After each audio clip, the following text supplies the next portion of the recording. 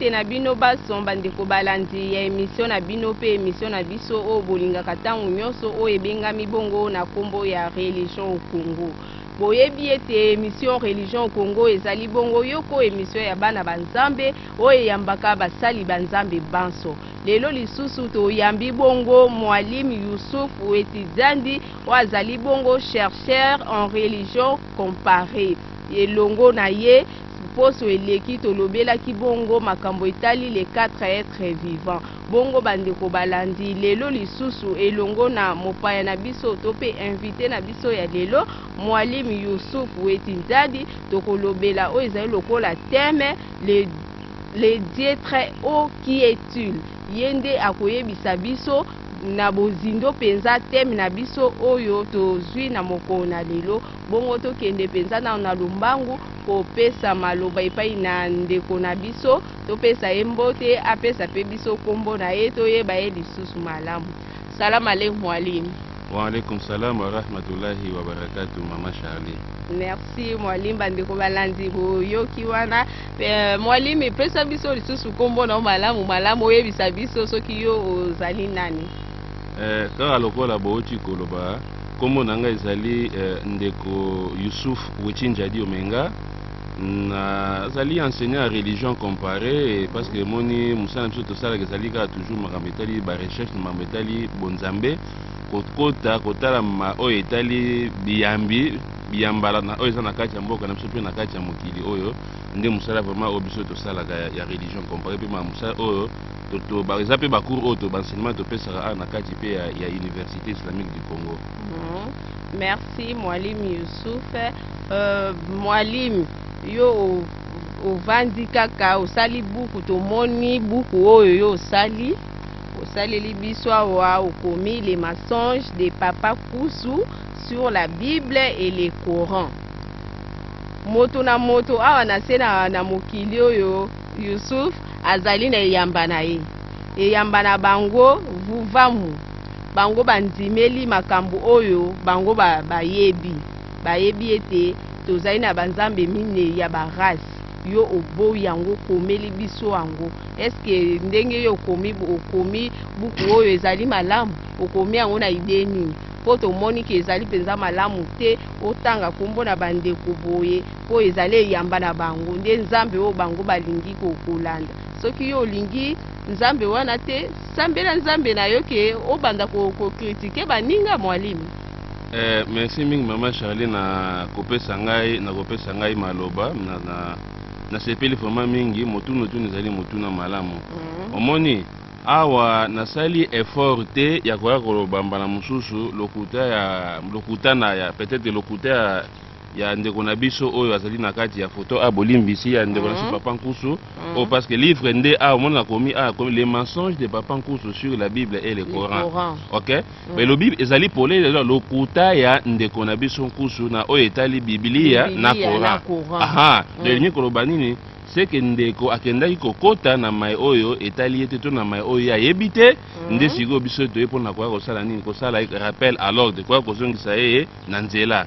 Awa mukanda oyo ezali mukanda ezali ya kofinga batu te ezali mukanda peut-être kolinga kotombokisa batu te mais ezali mukanda tosalaki kaka pona ye moko ndeko wana te ndeko na biso Papa Kousou mais kasi ezali mukanda tosalaki po bandeko nyonso lokola ye o bazali na kati ya bazali na kimbangisme ya bokoko po ya kimbangisme pe ya christianisme ezali mais o ya bokoko bazali na doctrine o ya lokuta bazali kopengwisa bato nde tokomaki mukanda opona kolakisa ke doctrine na bango ezali doctrine ya lokuta nde siko question otuni makambo o ezali ya 4 êtres vivants mpo mbaleleki tolobelaki bongo les 4 êtres vivants bongo pesa biso penza na no conclusion na bokuse les 4 êtres vivants wana bandeko na biso ya vuvamu bayebi ete ezali bongo banzambe mine ya baloposo ya moko na moko oyebisa biso na bokuse toyeba lelo soki bazali banzambe ya loposo solo. Na émission elekaki na bandi bandeko wana bazwaki pe temps pe batangi pe na kati ya livre ezali na likambo ezali polele les 4 êtres vivants bazali nde ba angelo oyo bazali kosalela yawe musala ba 4 êtres vivants bazali banzambe te oyo akolobaki ba 4 vivant bazali banzambe ezali lokuta monene ezali musala ya badongolo miso bato oyo bazali na maele pe na bwana bakoki kondima makambo lokola wana te eloko nini elakisi biso ke les 4 êtres vivants bazali banzambe te kasi bazali ba angelo oyo bazali nde kosalela Yawe musala tomonaki totangaki yo na kati ya livre ya prophète Ézéchiel na chapitre 1er et puis na chapitre 10 na chapitre 10 na 10 tozaki lokola verset 10 à 14 et puis tozaki lokola pe lisusu verset 18 à 20 soki na bosani te nde ezali ba deux textes deux chapitres oyo totangaki na chapitre 10 et puis na chapitre 1er pona kolakisa ete les 4 êtres vivants bazali nde ba angelo tobengi bango ba chérubin parce que moni ba angelo bazalaka lolenge na lolenge bazali ba sorte belé donc ezali classe ya ba chérubin bazali 4 awa nde bazali kosalela les dieux Yahweh les dieux d'Israël ni musala donc ba 4 êtres vivants bazali banzambe te et puis tomonaki lisopesaki lisusu texte mususu na kati ya livre ya Apocalypse tozwaki lokola na Apocalypse chapitre 5 topesaki verset 6 à 14 pour nous tomonaki polele ke les 4 êtres vivants basalaki nini bakuma se prosternaki batiaki bangumba bafukamaki pe batie bilongi na bango na mabele pona nini pona kokumisa nzambe oyo tobengi awa Yawe et puis pona kokumisa lisusu nani kokumisa ko reconnaître bazali inférieur devant agneau ezali nani ezali Jésus fils de Marie. Donc ceux qui les 4 êtres vivants bango moko na baza kokumelela Yawe puis baza kofukamela susu devant Jésus. Comment voulez-vous que prophète moko parce que na lokuta na bango alobi ke moko ya ba 4 êtres vivants yana nazali nzambe ya baindo metala nzambe ya baindo selon bango aza kofukamela Jésus siko ndenge nini nzambe oyo selon doctrine na bango aza kofukamela Jésus akoki kotindela biso prophète moko na mokili oyo po ayebisa bato nini ke baindo bakoki kozala na contact moko te na Jésus en tant qu'un envoyé de Dieu sur la terre au moins ilakisaki eza mambo lokuta et puis de deux soki nzambe na bango azali moko ba 4 êtres vivants akofukamela ye moko nano Jésus au moins il a dit que Jésus est supérieur nani ya nzambe donc bayindo bakoki kozala na raison moko te batika o azali supérieur faut ba kine kolanda o azali inférieur donc et puis na kati ya livre kaka Apocalypse na chapitre 5 verset 6 à 14 tolobaki bikela munyoso ya mokili ekumisaki nani ekumisaki nzambe pe ekumisaki pe motindami ya nzambe. Ah, pour les cas d'espèce, c'est agneau wana. Ndesiko agneau et le quoi les Jésus. Les 4 êtres vivants. Tant bayo ki batu ya mokili ba kumisi nzambe. Pe ba kumisi nani motinda mi nzambe na kati ya mokili. Jésus fils de Marie. Les 4 êtres vivants balobaki amen. Ningo banini ezala bongo. Donc toki komona te le na mokili ba soki nzambe na yo déjà sandimaki ki bata mokili. Y compris les noirs. Bakumisa nzambe ozali Yahweh. Pe bakumisa Jésus comme étant son serviteur. Parce que ceux qui ont commis ici, prophète Nzambe ni kobani okumisi Nzambe o atindaki ye. Ceux qui ont boy prophète Nzambe ni kobani oboy Nzambe o asaki nini oyo atindaki. Ndi Jésus lobaki par exemple alobi ke oyo asali bolamu epa baye kolonanga ezali asali bolamu epa na ngai. Pe mutu asali bolamu epa na ngai ezali ndasali bolamu epa nani epa ya Nzambe. Pe oyo aboyi bango aboyi ngai pe oyo aboyi aboyi nani aboyi Nzambe. Ozo komona donc aya lakisi polele clé ba 4 êtres vivants bazali na bango banzambe te ya ba loposo OK mais bazali ne ba serviteur ya donc doctrine na bango wana ya doctrine na lokuta. Merci Mwalimu Youssouf. Bongo to kota nano na mama ya likambo na biso ya mokolo na lelo oyo to lobi ete le Dieu très haut qui est-il tata mokeli yende nani. Bongo Mwalimu Youssouf yebisa biso nani tata mokeli yende nani pona yo.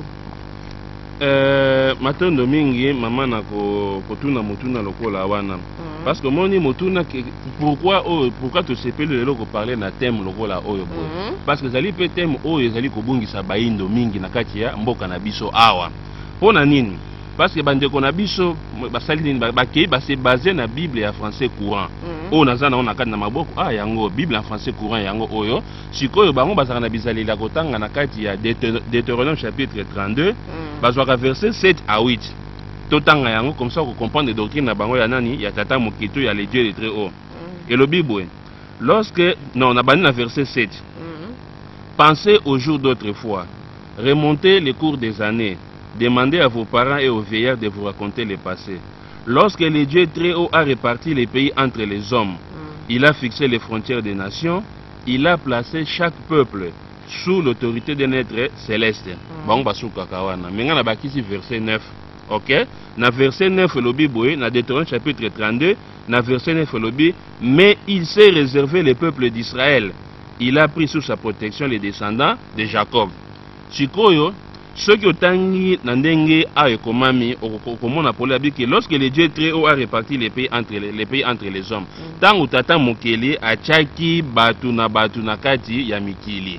Azui batu na batache ba na kati ya mikili, il a fixé les frontières des nations. Pe achaki bamboka, achaki mindelo na kati ya bamboka, pa bamboka ezali ebele pona ko éviter ba confusion ntambe asalaki na pesaki batu maye basalaki nini, basalaki lokola ba frontière. Bachaki mindelo na kati ya bamboka na bango. Il a placé chaque peuple sous l'autorité d'un être, c'est la chaki pe batu na se ya molimo moko moyangele. To expliquaki verset la fois passée, na ban to kozongela on peut-être na ba détail ebele te ke na texte hébraïque traditionnel, ton texte officiel ya hébreu, ya Bible, OK? Ezali oyo te ndenge komami a bote. Ezali oyo te. Kuna lobeki asalaki achaki batu na bamboka kolandana na nombre ya bana Israël. Mais sikoyo balobi mais il s'est réservé le peuple d'Israël. Nani oyo s'est réservé le peuple d'Israël? Français ali clair. Lorsque le Dieu très haut, il a réparti les pays entre les hommes. Il a fixé les frontières des nations, mais il s'est réservé le peuple d'Israël. Donc, ezali yemoko wana tata mokeli, to le Dieu le très haut, nde asalaki nini azwaki bana ya Israël sous protection nae. Mais sur le bande français pour abe français go to courant, banini français ya pete. Donc français facile. Siko a elakisi biso polele que le Dieu très haut nde ye wana azwaki bana Israël sous protection na ndene, c'est-à-dire le Dieu très haut nde wana nzambe ya nani, nzambe ya Israël. Pe azali kaka nzambe ya Israël te, mais azali nzambe ya batu nyonso parce que azali ye wana nde achaki batu na kati ya bamboka na bango, achelaki bango ba frontière, asalaki nyonso akokaki kosala. Mais suka nanga asalaki nini, azwaki bana Israël bazala nini na sous protection na ye, asalaki bango une grâce particulière. Mais si le problème est se poser à niveau nini, tango bandeko baza kotanga texte oya hébreu ya Deutéronome chapitre 32 na verset 7 à 9, po bango basuka na 8, po bayebi soko kiti na 9 elakisi de malamoko ke ezali kaka le Dieu très haut bana Israël na protection na ye. Loko bango basuka na siko bango basoko kosa bato na façon boye. Balobi boye. Tata mokeli oyo asalaki makambo nyonso ezali wana te nde azali Yahweh. Po toyebi ke nzambe ya Israël, OK? Nzambe oso benze sous protection nde benga kai nani Yahweh. Bango alobi ke te Yahweh azali le Dieu le très haut. Donc le Dieu très haut azali nzambe mususu aso benga tata mokeli pe ye wana nzambe tata mokeli oyo nde achaki banzambe moko ya mike 4 likolo ya ba 4 races loposomine ya batu na kati ya mokili oyo nde wana na kolanda na lokuta wana nde ye wana achaki Allah epa ya barab, ye wana achaki Yahweh epa ya bana Israël, achaki wamba epa ya biso ba indo epa achaki Israël epa batu ya race jaune. Ozo comprendre donc wana nde la kisi lokuta oyo bango baza kokosa peuple congolais pona koluka kobungisa bango texte ezali polele. Le Dieu très haut ezali ye mutu azwaki bana Israël bazala na protection na ye. Mais bango alobi ke te tata mokeli ezali nzambe mususu o azali ye Yahweh te. Omoni côté lokuta na bango evandi. Siko to lokolo mutu ezalaki tata mokeli nde wana nani. Parce que d'abord na texte yango moko to tiko tanga alobi ke le Dieu très haut nde tata mokeli abi il s'est réservé le peuple d'Israël. Nde ye wana ngam nazolo bate Bible. Nde ye wana saki ni azwaki bana Israël bazala sous protection na ye. Si pour moi il a dit pour les que les Dieu très haut nde wana nani. Kasi nde wana Yahweh. Texte yango mtezo ba polele. Mais siko les gens loko saka bango passé avant dans la classe loko saka bango peut-être passé. Tata mokeli nde Yahweh. Tata mokili ye wana nde Yahweh. Pour tata mokili mutazwaki bana Israël bazala sous protection na ye. Mais ceux qui wana te parce que otuninga motuna nde pe tem na biso zali siko tata mokeli to le Dieu très haut yende nani toyeba penza bosolo toyeba omoni parce que ceux qui lelo voilà penza bana nzambe bazai kolanda biso bayeba penza lelo tata mokeli ya likolo na se soki yende nani mwali. OK, parce que lelo soki mama Charlie opesi e ya no bakobaki wana eza makanisa mama Charlie. Soki nga na pesi ya no bakobaki eza makanisi nanga to ndeko cameraman. Soki apesi pe ya na bakete eza nango makanisi na ye. Donc je crois tant en question ya motindo oyo etunami il faut to zongela ba prophète pasa ni ba pesa e ya no. Po ezali question moko ezali ya citateur ba prophète pasa ki nini ba pesa ki e ya no kotala question oyo tobandi na prophète à liboso tozwi prophète Abraham na kati ya livre ya Genèse na Genèse chapitre 14 verset 18 à 22 na bandeli bandeko bakotanga na Genèse chapitre 14 verset 14 à 22 elobi ni na mukuse po tokende na vraiment na lombango na Genèse chapitre 14 verset 14 à 18 elobi boye nazwi encore à partir à verset 18 elobi boye Melchisédek qui était roi de Salem et prêtre du Dieu très haut apporta du pain et du vin. Il bénit Abraham en disant Melchisédek azako pambola Abraham alobi nini béni soit Abraham par le Dieu très haut.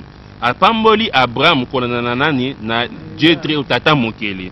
Béni soit Abraham par le Dieu très haut qui a créé le ciel et la terre. Donc tata mokeli oyo ezalani ezali oyo asalaki mapata pe mabele. Donc yazali yende mokeli.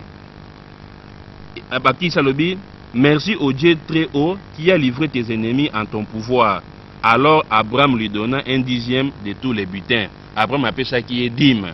Ne monitoria bandeko na biso ba Christ mametali dîme et oti parce que Abraham appelle ça qui est pas nani et pas ya prêtre et pas ya nganga nzambe nani Melchisédek. Chiko na verset 22 na verset 21 le Bible. Le roi de Sodome dit à Abraham, chiko ezali susu Melchisédek ité. Melchisédek a fait apamboli déjà Abraham na nani na kombo ya nzambe le Dieu très haut. Chiko roi de Sodome pa bakisa lobi nini donne-moi les gens et matériels. Pesanga bat mekasio tika na bomengo. Abraham lui répondit, Abraham a pessié et yana lobi nini Abraham a pessié.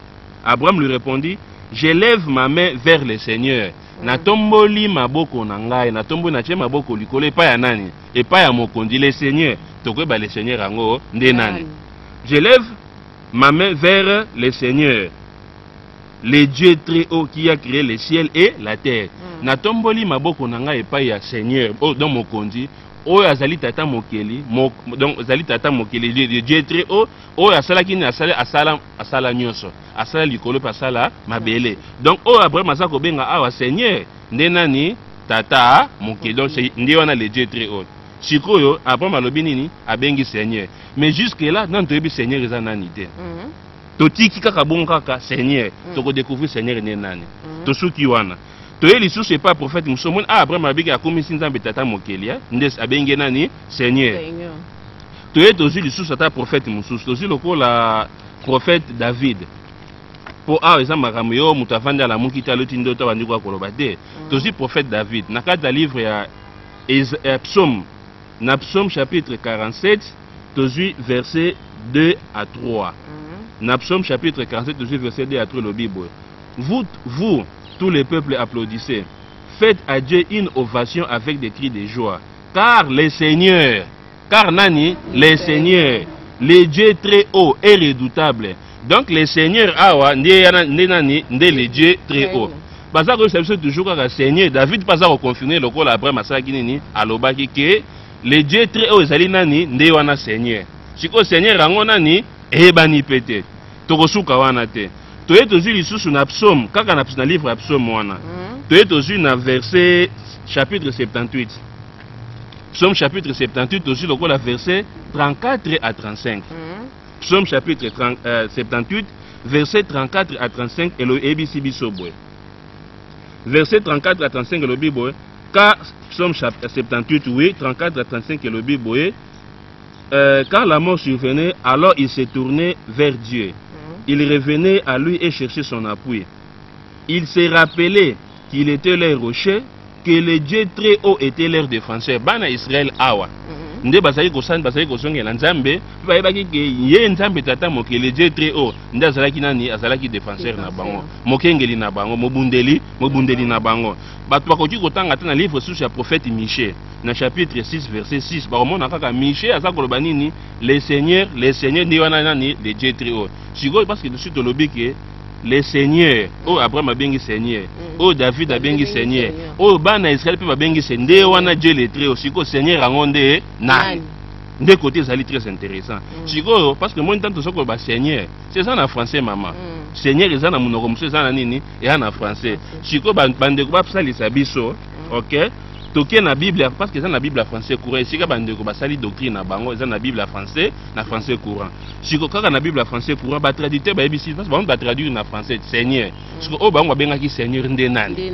OK tozui na page 64 na Bible français courant te na Bible français courant oh nazo pesa texte na noté na pesi kaka page 64 ya Bible français na Bible français courant na ko expliquer nini pe boko comprendre awa tango tozui na page 64 na page 64 ça ko ba marambetali Exode chapitre 3 na verset 15 pona nini kuna Nzambe tanga se manifestaki pa Moïse apesaki Moïse kombo yokande verset yokande lobi boy.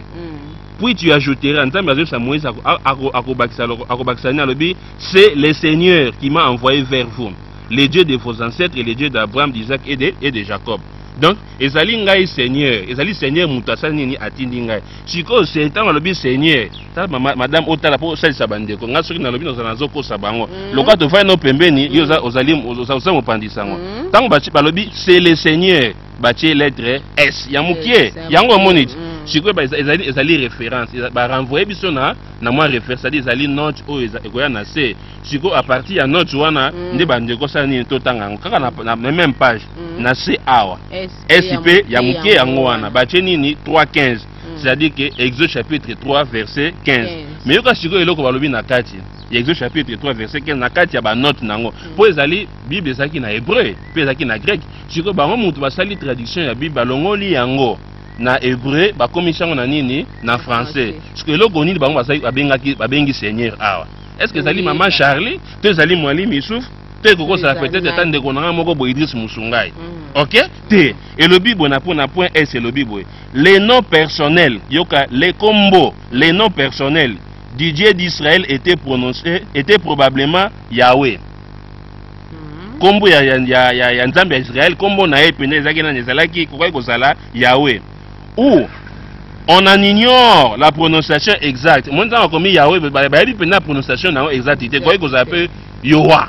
Et kokoi kozala pe mamsusu pe Yahvé. Et on se comprend ba yebi prononciation exacte mais les quatre lettres ezali wana YHWH. Autre benga Yahweh. Balobi, les noms personnels du Dieu d'Israël étaient probablement Yahvé. On en ignore la prononciation exacte. Nama, total awa, au 3e siècle avant Jésus-Christ, les Juifs avaient pris l'habitude de ne plus prononcer ces noms pour ne pas risquer de les prononcer de manière abusive, voire 27. Donc, pour nous éviter à kotanga kombo nzambe na ndenge ya buzo bato ya kobebisa yango, bazali kolinga su kotanga kombo wana te mais bayebaki ezali 4 lettres. Et ceux qui étaient parce qu'ils ont la virgule. Balobi de ne plus prononcer ces noms pour ne pas risquer de les prononcer de manière abusive, voire 27. Mais de dire le Seigneur. Tango bakomi na kombo ya nzambe o ezali nani Yahweh.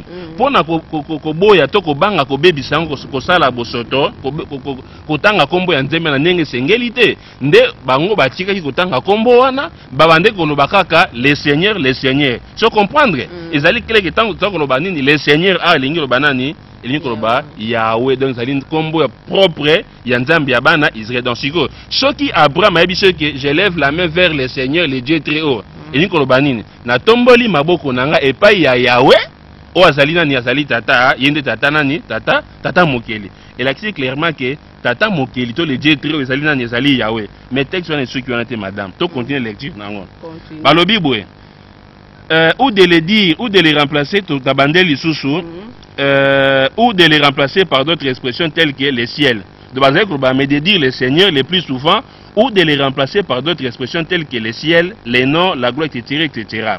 Lorsque les textes hébreux portent les noms personnels Yahweh, la présente traduction les rend par le Seigneur.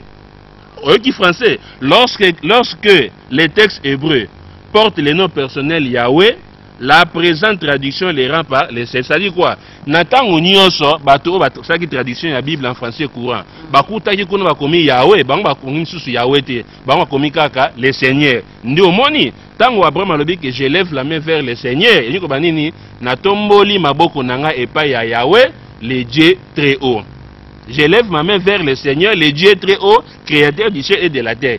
David dit pas l'obissionine que je lève la main ou bien nakomisi le Seigneur, le Dieu très haut. Donc le Seigneur, le Dieu ezali nzambe ya bana ya Israël, to ezali nzambe ya mokili oyo asalaki alliance na peuple nini, na peuple ya Israël. Donc le Dieu très haut ezali Yahweh. Siko bango na français, na Bible français courant.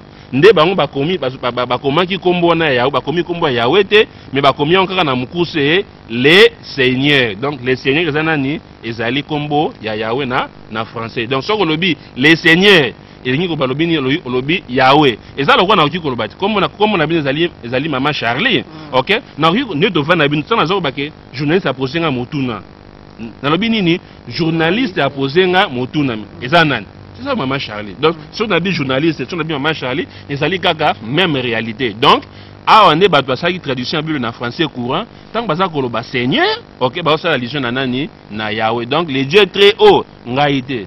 Bible au moins l'axi pour les que zali Nzambe ya Israël donc zali Yahweh. Et puis au comment on a sous même réalité tout ko tanga kaka bango moko ba traducteur ya Bible en français courant. Moni traducteur tanga sali traduction ya Bible ça et déjà que potanga na zolo ba le Seigneur lingo bande Yahweh. Mais siko lokola bande ko bazali penda na bibliothèque o esengeli to basala ka recherche na ndenge ya bosolo te na avec tous les sérieuté nde siko bango balongoli eza sous le Seigneur za Yahweh te balingi bakomisa ke Yahweh comme différent nani na les dieux très pourtant bango ba traducteur ba beke na texte ya hébreu o Bible commandement na hébreu Yahweh nde wana les dieux très haut. Siko soki tozongi kaka na Bible kaka o na texte ya traduction na bango moko awa mais balakisaki biso pole na introduction na bango pour na kolakisa tant basali présentation ya Bible. Au moins la Bible en français courant ça la présentation nango. Mais là siko na quelque part dans ces awa le roi a permis na mato koki kotala baza ko yebisa biso beta biso lisolo mo walobine. En ce qui concerne les noms divins, on s'est conformé en général à l'usage. Dieu rend l'hébreu Elohim ou El, les dieux très hauts, l'hébreu Shaddai, etc. Quant au mystérieux nom propre du Dieu d'Israël, donc Zambia Israël, nde Yahweh, bakomi pe awa Yahweh, YHWH. La traduction a voulu respecter l'usage du judaïsme, déjà attesté au 2e siècle avant Jésus-Christ dans l'ancienne version grecque de l'Ancien Testament, selon lequel ces noms ne devraient pas être prononcés, mais remplacés par un équivalent. Au quoi qu'autant sous combo Yahweh, pas remplacer on a équivalent. Nde lokola nini comme nini mama yotanga ngo Seigneur. Comme le Seigneur. D'autant que ça qu'on va laisser dans la Bible française courant nde Yahweh. Mais ce que mon bande ko les gens ont peut-être niveau ya recherche mon les gens assez. Tant que ça le Seigneur, on va penser que les dieux les très haut pour que le Seigneur nde wana les dieux très haut. Ce qu'on va bango azobina bikete les dieux très haut ezali wana Seigneur te. Ce que maman to ndi banane.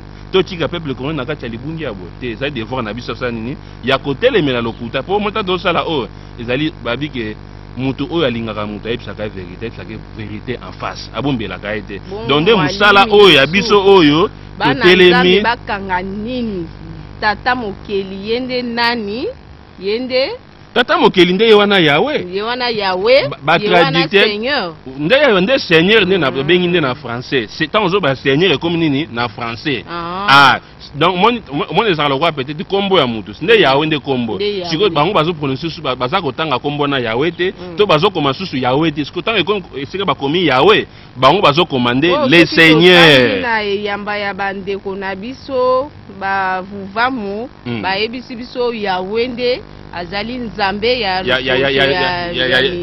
mindele ozomona lokuta et pourtant Bible ezolakisa biso awa azali Yahweh ya mokili mobimba te ya moto nyonso te Yahweh wana ezali ya loposo mondele te omoni ke eza lokuta parce que Abraham alobi ke tata mokili oyo bango bakanisaki ke ezali nzambe mosusu c'est Abraham alakisi ke eza Yahweh David ayebisi tata mokili nani nde Yahweh bana Israël bango mpe bayebisi ke tata mokili nani nde Yahweh sikoyo ndenge nini baprophète Michée par lobi bongo ndenge nini baprophète ya Israël bayebisi ke le Dieu très haut ezali moko ya attribut ezali moko ya kombo ya nani ya Yahweh donc le Dieu très haut lingo la sana lingo ba Yahweh sikoyo bomoni ka bofandi boye na 21e siècle mutu moko babimi to bato moko babimi bo ngai peut-être ngai prophète nkusu ngai prophète atoli ngai prophète soki nani te tata mokili apporter les susu Yahweh te et comme nzambe mususu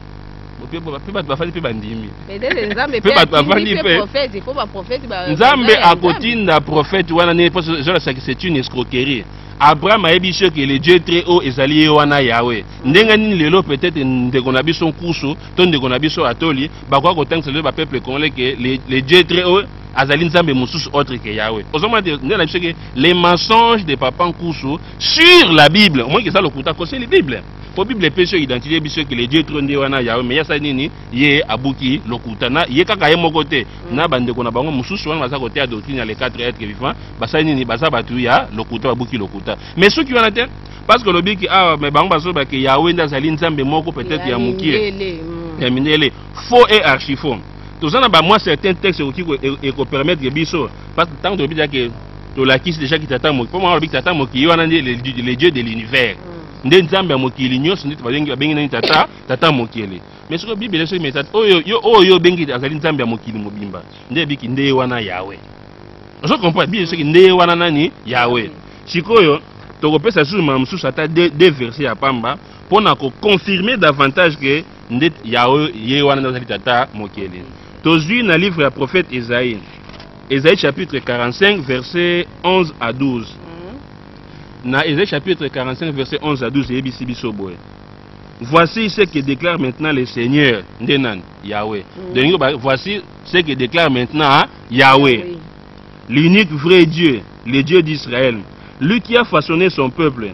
Alors est-ce à vous de me poser des questions sur l'avenir de mes enfants et de donner des ordres sur ce que je dois faire? C'est moi qui ai fait la terre. Ngamuna sala mokili oyo. Et créer les humains qui la peuple. Pe batunyo so basa ko fanda fanda kata mokili. Ngai Yahweh mutu na sala bango. Na sali mokili, pe na sali nani? Na sali na bato. C'est moi qui ai déployé les ciels et commandé à l'armée des États. Pe likolo o ngai mutasaki ni ngai Yahweh na sala ki nini? Na sala ki yango. Donc et là si pour le que Yahweh sali Yahweh nde tata mokili. Ce qui peut te juste quand na kata livre Esaïe wana. Dans chapitre 44 dans verset 24 biso boy. Esaïe chapitre 44 verset 24 na mukuse elobi boye pour confirmer que Yahweh est tata mokili et non pas ndenge ba ndeko so basa ko sa peuple comme baso bungisa ba noir elobi boye. Israël, le Seigneur ton libérateur qui t'a formé dès avant ta naissance te déclare: c'est moi l'auteur de tout ce qui existe. Ngai mutna sala nyonso oyo bosa ko mona ngai. Nem ta solo babo. Yahweh. Yé mutasala nyonso o ezali ko exister. Moi seul ngai moko j'ai déployé les ciels. Masala masala mapata. J'ai étalé la terre. N'attendant mon qu'il sans l'aide de personne. Mutu moko asali saki ngai te. Nam tasolo bango awa. Yahweh. Siko ndenga nini okwa ko sa susu batuke Yahweh comme nzambe ya soki ya loposo pembe pourtant yo moko saja ko kwa ke tata mokeli ndi wana zali nzambe ya mokili mobimba. Bible yebiso ba prophète ba yebiso ke les dieux de toute la terre tata mokeli ndi wana ba benga ke nani ba bengi kombo mususu Yahweh. Donc bandeko na biso baza ko bungisa penda bato na ndenge ya mokiete. Merci mwalimu Yusuf to kanga ete Yahweh nde ye wana tata mokeli. Bongo to tanga nanu na Exode chapitre 3 na verset 2 soki elobi nini po mbaleleki bandeko na biso bamonisaki biso ete ba angelu bazali bongo pe bango pe banzambi. To tanga nanu na chapitre 2 elobi nini na verset 2. Awa na débat lobi, l'ange de l'Éternel lui apparut dans une flamme de feu au milieu d'un buisson. Moïse regarda et voici les buissons étaient tout en feu et les buissons ne se consumaient point. Kasi moi soki totali pe bien. Oya kutanaki na Moïse wana. Ange wana ezalaki nzambe. Okoboya pe yango Biblia pe lobi pe malamu. Motuno tuneza bandeko na biso baza na raison ba muwana baza penza na raison te baza toujours na tort parce que Bible est ko confirmer tata mokeli le Dieu très haut nde wana Yahweh ngam na lobi te Bible omo teza ko confirmer sikoyo ekozala nde ke ba komi siko devant une confusion baza ko ebate parce que mon problème ça ndenge nini eza lokola mon bato na bato baza na ba façon o balobelaka na ba okukuta na kata minoko nyos na kata mokili saka na ba style parce que na ba style peut-être balobelaka ba makambo na bango pe ça peut-être na ba façon o ba présenter makambo na bango soki siko yo oyebi ba style wana te pe ba façon bango balobelaka makambo na bango te okozala ke mutaza ko ba peut-être nzombo le soir lokola biso pas na biso na Kinshasa a tana zo ba nzombo le soir so ebike nzombo eza mbisi mais est-ce que tana lobi nzombo est-ce que nzombo ana sens elingo bambisi elingo bambisi te elingo bakeza au moins occasion moko bo inoben oyo voilà et se présenter et pas ya mutu mais est-ce que soki mutu ayebi mentalité na biso ba kino te tana bike nzombo le soir ko ça ah mbisi mo peut-être ma Kinshasa na poko on se comprend depuis akoki ko cha tembe pena che munoko makasa pa abi mais nzombo eza mbisi so siko bike le soir et comme pour mbisi ya nini ya poko et pourtant nzombo le soki ko bambisi ya poko te donc il faut ozonga na kati ya ko loba nini okoki jamais kotanga Bible avec des lunettes ya bokoko il faut kotanga Bible selon contexte social même oyo bakomela ki yango to makambo oyo saki nini et se produira ki parce que mutuno tuni olobi arabe que Moïse akutanaki na ange du Seigneur ngam na zolo bate yo pe muto soko inventé te Moïse akutanaki na nani na ange du Seigneur mais na oti ko lakisa kotanga sabino siko art tant olobi ange du Seigneur ni ko banine ange ya Yahweh siko comment voulez-vous que ange ya Yahweh akene kozala Yahweh mais c'est ça différent pourtant olobi ange ni ko banine messager porte-parole ange azali porte-parole donc ange du Seigneur ni ko banine porte-parole ya nani ya Yahweh ça le roi Mansour toujours le roi la ka mboka na biso tout ça na président de la République OK attends na porte-parole là OK est-ce que ce que tu as la confusion entre porte-parole et la président de la République et la président de la République et bazali deux personnes différentes donc nous avons un président et puis nous avons un porte-parole ndenaka oyo Yahweh azali nzambe tata mokeli oyo siko Moïse akokuta azali nde angelu ya Yahweh ange du Seigneur balobi te akute na ange du Seigneur siko problème na bango eza ko se poser zalini tant siko avec Moïse akute ange du Seigneur parce que ça na forme ya discours oyo salemi attends dans le poto ça na discours direct na discours indirect pas tant que tozali mozali porte-parole mopandisango ya molobeli ya soki peut-être moni balobi gouvernement décider le roi peut-être porte-parole ya gouvernement basali réunion conseil des ministres décider que non nzala mamsu il faut ekotana esika moko boye pona opinion mamsu ba des exemples mon appelle sika rapport pour faire comprendre bateau si ko porte-parole tanga koleka koloba nini akoloba pe nzala il faut kotana esika moko boye et ni koloba te que porte-parole yemta komi gouvernement azali membre nini ya gouvernement pe makambo lobi oyo ezali ya yete OK mais ezali makambo ezali nini ezali décider nde oyo azali koloba awa ezali Yahweh ezali ange nani ya Yahweh sikoyo eloko nini eza kopesa biso confirmation que oyo Moïse akutanaki na ye ezali Yahweh te lokola bandeko baza kokosa bato mais ezalaki nde angelu ya nani ya Yahweh mama ezali lisusu ngai te Bible yango moko mpesa nini epesa biso eyano Actes des Apôtres parce que il faut faut batanga malamu kotanga kaka likolo to ya yam eza ko misalo ezo bota biso lelo ba prophète ba messie ba nani donc ba biloko lokola bomoni keza malamu te ce que tozwi na Actes des Apôtres tozwi na verset 30 na tozwi attends la partie verset 32 33 mamsu soutient na 36 pour na faciliter bato Actes des Apôtres chapitre 7 verset 33 à 36 et le biso boé alors le Seigneur lui dit enlève tes sandales car tu te trouves dans un endroit consacré. J'ai vu comment on maltraite mon peuple en Égypte. J'ai entendu ces gisements et je suis venu pour les délivrer. Va maintenant, je vais t'envoyer en Égypte. Au moins, contexte ya bana Israël tant peut-être je viens pour délivrer ça peut-être des nzambe mutakiti. Or l'envoi d'un prophète vers un peuple est une manifestation nzambe vis-à-vis à peuple wana. On se comprend mais mutoye bitaka ah donc le prophète le ceux qui aye babi que nzambe mutoye ah de ceux qui prophète wana nzambe o saki ni ayaki mais pour na kola saki zali bongo te contexte ya moko muto ekosalisa biso na verset 35 le Bible c'est même Moïse car Moïse oyo que les Israélites avaient rejeté en lui disant Moïse o banzel baboyaki bayibisaki alobi nini qui t'a établi comme chef et juge nana tiaki ozala mokonzi pe yo mosambisi Dieu l'a envoyé, yoka maman, Moïse, on a dit, Dieu l'a envoyé comme chef et libérateur par l'intermédiaire de l'ange qui lui était apparu dans les buissons. Yoka français maman, pour peut-être le monsieur peut-être mutoso tant à français so comprendre te français zoloba a yose sabatu b. Ne côté problème ça na binini, c'est même Moïse que les Israélites avaient rejeté en lui disant qui t'a établi comme chef et juge. Dieu l'a envoyé comme chef et libérateur par l'intermédiaire de l'ange qui lui était apparu dans les buissons. Yoka ils ont trois réalités awa.